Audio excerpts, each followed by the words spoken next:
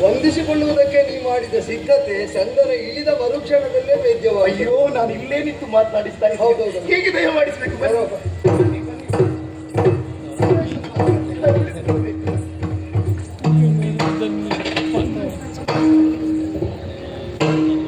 ಎಲ್ಲಿ ಹೋದಿ? ನೀವು ನನ್ನನ್ನು ಬಂದು ಕುಳ್ಳಿರಿಸಿ ಒಳಗೋ. ಓ ಆರ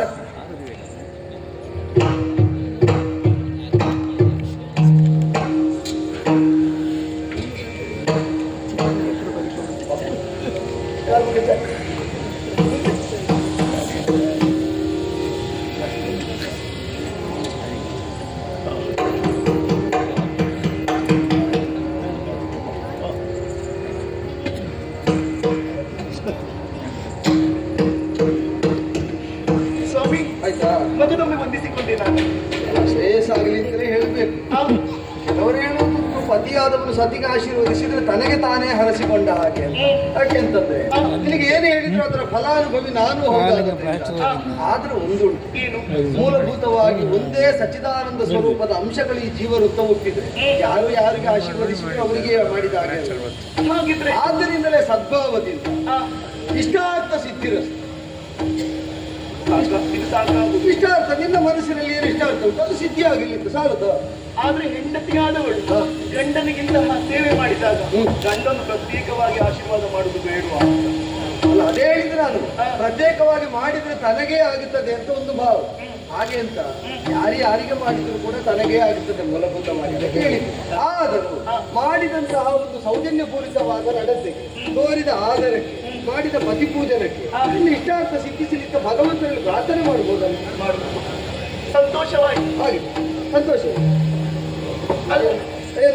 ಇದುವರೆಗೆ ಪೂಜೆ ಆಯ್ತು ಅಂತಲೇ ನಾನು ಎದ್ದದ್ದು, ಮತ್ತೆ ಕುಳಿತುಕೊಂಡೇ ಇಲ್ಲಿಗೆ ಬಂದದ್ದು. ಇಲ್ಲಿ ಕುಳಿತುಕೊಂಡು ಅಲ್ಲ ಆಯ್ತಲ್ಲ, ಕುಳಿತು ಪೂಜೆ ಎಲ್ಲ ಆಯ್ತಲ್ಲ, ಪೂಜೆ ಎಲ್ಲ ಆಯ್ತು. ಇಲ್ಲೀಗ ಹೇಳಿ ಹೊರಡುವ ಅಂತ. ಅಲ್ಲ, ನೀವು ಬಂದಾಕ್ಷಣ ನಿಮ್ಮ ಮುಖವನ್ನೇ ನೋಡ್ತಾ ನಾನು ಉಳಿದವಳು. ಈಗ ನೋಡಿದ್ರೆ ಏನಾಯ್ತು? ವಿಶೇಷ. ಏನು ವಿಶೇಷ? ಆವಲಿಗೆ ಪಯಣವಯ್ಯ ಪ್ರಾಣಕಾಂತ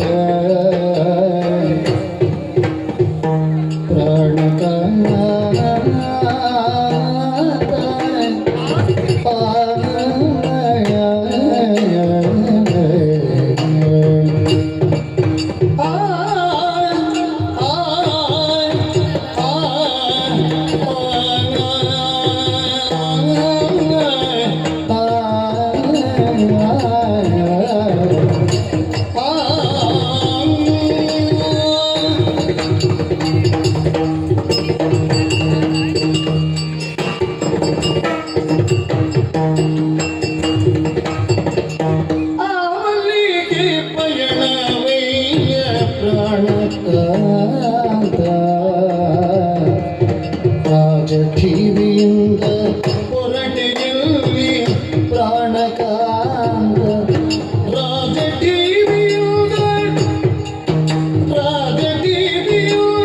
ಹೊರಟೆಯಲ್ಲಿ ಪ್ರಾಣಕಾಂತ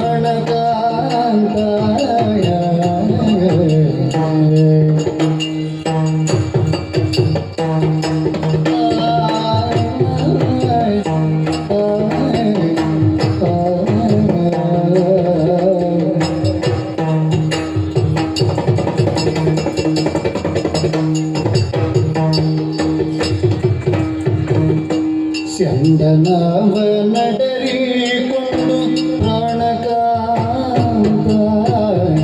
ಚಂದನವ ಅಡರಿಕೊಂಡು ಚಂದನವ ಅಡರಿಕೊಂಡು ಪ್ರಾಣಕಾಂತ ಬಲು ಚಂದದಿಂದ ಪೋಪುದಿರ್ಲಿ ಪ್ರಾಣಕಾಂತ ಬಲು ಚಂದದಿಂದ ಪೋಪುದಿರ್ಲಿ ಪ್ರಾಣಕಾಂತ ಆವಲಿಗೆ ಪಯಣವಯ್ಯ ಪ್ರಾಣಕಾಂತ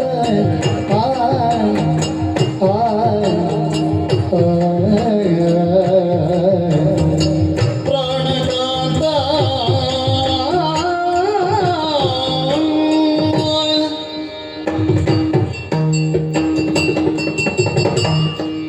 ಸ್ವಾಮಿ, ಆಶ್ಚರ್ಯವನ್ನೇ ಕಾಣುತ್ತಾ ಇದ್ದೇನೆ.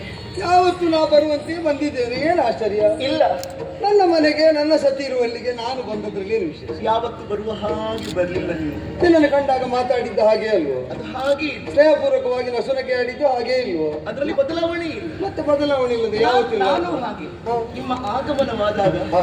ನಿಮ್ಮ ಈ ಸುಂದರವಾದ ಮುದ್ದು ಮುಖವನ್ನೇ ನೋಡುತ್ತಾ ಮೈ ಮರೆತಿನ. ಹಾಗೆಂತ ಸೌಂದರ್ಯದಲ್ಲಿ ಅಲಂಕರಣದಲ್ಲಿ ಇವತ್ತು ವಿಶೇಷ ಕಾಳಜಿ ವಹಿಸಿದ್ದು ಅದು ಅಡಿಗಡಿಗೂ ಕಾಣುತ್ತದೆ. ಗೊತ್ತಾಗದೆ ನಾನು ಕಾಣಬೇಕು ಅಂತಲೇ ಅಲ್ವೋ? ಸಾಮಾನ್ಯ ಈಗ ಸ್ತ್ರೀಯರಾದರೆ ಊರಿನವರು ಕಾಣುವುದಕ್ಕಾಗಿ ತಮ್ಮ ಅಲಂಕರಣ ಅಂತ ತಿಳಿಯುವ ಅಪಾಯವೂ ಇಲ್ಲ. ಆದರೆ ಸದ್ಗೃಹಿಣಿಯಾದ ಸುಶೀಲೆಯಾದವಳು ಪತಿಯ ಮನಸ್ಸಿನ ಆನಂದಕ್ಕಾಗಿಯೇ ಸತಿಯಾದವಳ ಆಭರಣವೋ ಅಲಂಕರಣವೋ ಅದೆಲ್ಲವೂ ಇರುವುದು ಅಂತ ಚೆನ್ನಾಗಿ ಅರಿತಿರ್ತಾಳೆ. ನೀನು ಹಾಗೆ ಅರಿತವಳ ಸಾಲಲ್ಲಿ ಮುಂದೆ ಇದ್ದು ಖಂಡಿತ. ಆದ್ದರಿಂದಲೇ ಆಭರಣದಿಂದ ವ್ಯಕ್ತಿತ್ವಕ್ಕೆ ಸೌಂದರ್ಯ ಅಲ್ಲ, ವ್ಯಕ್ತಿತ್ವದ ಸೌಂದರ್ಯದ ಸ್ಫುಟತೆ ಆಗುವುದು ಆಭರಣದ ಮೂಲಕ. ಈ ಅರಿವಿದ್ದು ಧರಿಸಿದವರು ಹೇಗೆ ಧರಿಸಿದ್ರು ಎಷ್ಟು ಧರಿಸಿದ್ರು ಚಂದವೇ. ನಾನು ಅರಿವಿದ್ದೇ ಧರಿಸಿದೆ. ಆದ್ದರಿಂದಲೇ ಇದು ಚಂದ ಅಂತ. ಹೆಣ್ಣಾದವಳು ಲಕ್ಷ್ಮಿಯಂತೆ ಶೃಂಗರಿಸಬೇಕಂತೆ, ಹೌದು, ಗಂಡನಿಗೆ ಬೇಕಾಗಿ. ನಾನು ಹಾಗೆ ಮಾಡಿ ವಿವಾಹ ಕಾಲದಲ್ಲಿ ಲಕ್ಷ್ಮೀನಾರಾಯಣ ಸಾನ್ನಿಧ್ಯವೇ ನಿಮ್ಮಲ್ಲಿ ನೆಲೆಯಾಗಲಿ ಅಂತ ಅಲ್ವೋ ಎಲ್ಲರೂ ಕೂಡ ಆಶೀರ್ವಾದ ಮಾಡುವುದು. ಹೌದು ಹೌದು. ಹ? ಏನು ಹೀಗೆ ಮಾಡಿದ್ರೆ ಆವಲ್ಲಿಗೆ ಓಹ್, ನಾನೀಗ ಬೇಡದಿದ್ದದನ್ನು ಹೇಳಿಸಿದನ ಅಂತ. ನೀನು ಔಚಿತ್ಯ ಅರಿತು ಹೀಗೆ ಮಾಡಿ ಎಲ್ಲಿಗೆ ಅಂತ ಕೇಳಬಾರದು ಅಂತ ಸತೀ ಧರ್ಮವನ್ನು ಪಾಲಿಸಿದ. ನನಗೆ ಅದು ನೀನು ಪಕ್ಕ ಕೇಳುವಾಗ ಅರ್ಥ ಆಗದೆ ಇದ್ದದ್ರಿಂದ ಏನು ಅಂತ ಕೇಳಿದೆ. ಆವಲ್ಲಿಗೆ ಅಂತ ಕೇಳಿಯೇ ಬಿಟ್ಟೆ. ಎಂತದ್ದು ಆವಲ್ಲಿಗೆ ಅಂದ್ರೆ? ಆವಲ್ಲಿಗೆ ಪಯಣ ಇಲ್ಲಿಯ ತನಕ ಇಲ್ಲ, ಇಲ್ಲಿಯ ತನಕ ಬಂದದ್ದಲ್ವ? ಅದಕ್ಕೆ ಹೇಳಿದ್ದು. ಹಾ. ಯಾವತ್ತು ಬಂದ ಹಾಗೆ ಇವತ್ತು ಬರ್ಲಿಲ್ಲ ತಾವು ಅಂತ. ಮತ್ತೆ ನೀವು ಬಂದಿರುವುದು ಹೆಂಡತಿಯ ಅಂತಃಪುರಕ್ಕಾದ್ರೂ ಕೂಡ ಹಾ. ನಿಮ್ಮ ಗಮನ ಬೇರೆಲ್ಲೋ ಇದೆ ಅಂತ ಅರ್ಥೈಸಿಕೊಳ್ಳುವುದಕ್ಕೆ ಸಾಧ್ಯತೆ ಉಂಟು. ಯಾಕಂದ್ರೆ ಹ್ಮ್. ಕ್ಷತ್ರಿಯನಾದವನಿಗೆ ರಾಜ ಟಿವಿ ಎನ್ನುವುದು ಭೂಷಣ ಇಲ್ಲ ಅಂತ ಹೇಳುವುದಿಲ್ಲ. ಆದ್ರೆ ಇಂತಹ ಟಿವಿ ಹೆಂಡತಿಯ ಬಳಿಗೆ ಬರುವಾಗ ನೋಡಿದ್ರ ಆ ಬಿಗುಮಾನ. ಇಲ್ಲಿಯ ತನಕ ನಿಜವಾಗಿದ್ದದ್ದು ಯುವರಾಜ ಟಿವಿ.